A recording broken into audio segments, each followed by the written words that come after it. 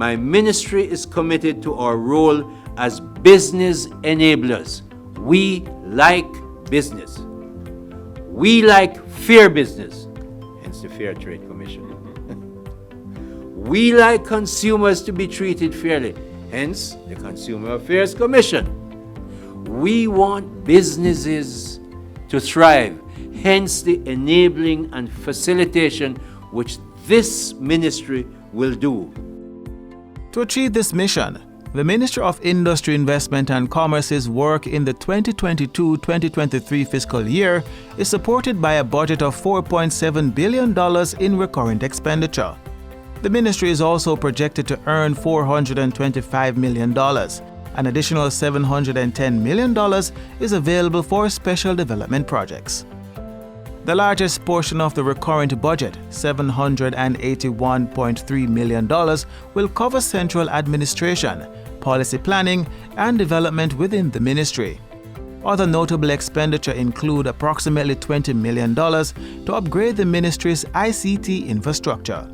$10 million is also set aside to pursue ISO 9001 certification activities. Another $10 billion will see to the operationalization of the Technical Regulations Unit at the Bureau of Standards, Jamaica.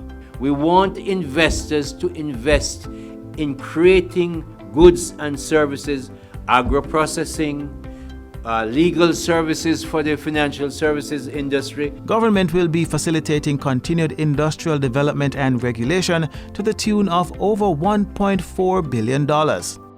$517 million of this allotment will help to support and develop the medium, small and micro-enterprise sector through the activities of the Jamaica Business Development Corporation JBDC.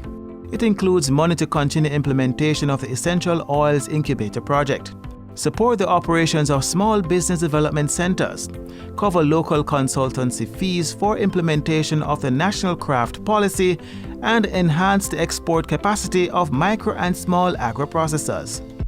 The Cannabis Licensing Authority is budgeted $312.8 million in support of its work to develop that industry.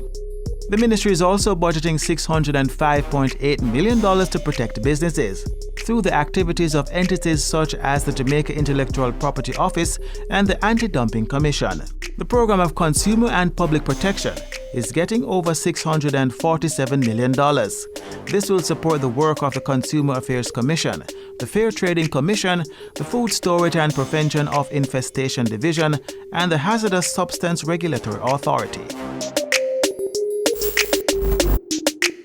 Strengthening trade promotion and development is another major focus for the ministry, reflected in the $1.8 billion earmarked for this activity. This will cover trade facilitation and regulation activities, improving the ability of service providers, manufacturers, and agricultural producers to effectively engage in international trade, build global relationships to drive investment and exports, and providing investment and export promotion services to key markets. $649 million is also budgeted to finance the work of the Special Economic Zone Authority, and the Jamaica International Financial Services Authority is getting $59.7 million for marketing and promotion of foreign direct investment in the specialized field of international financial services.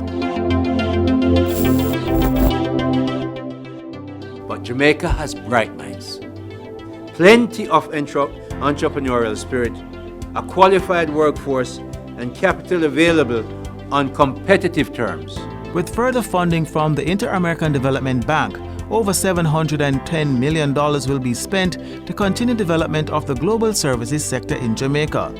This will involve upskilling the workforce and increasing the capacity to attract foreign direct investment. The Ministry of Industry, Investment and Commerce, creating a gateway for business in Jamaica.